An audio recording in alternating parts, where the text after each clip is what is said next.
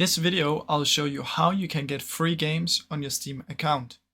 Now, first step is you're going to open up Steam. Once you're in here, you're going to come to the store button right up here. And once you're in the store, what you can do is you can scroll down a little bit until you find these here on the left side. Now, one of them will say browse by genre, and the first one will be free to play. So you can click on free to play.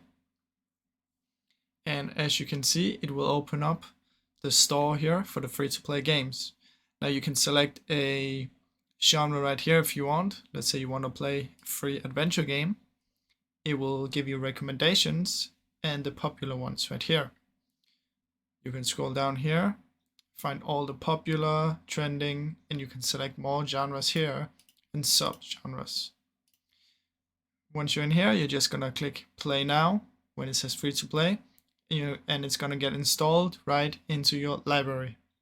So that's the easy way that you can do it on Steam. I hope you enjoyed this video. If you did, please leave a like and subscribe, as it helps me out a ton. Thank you so much for watching.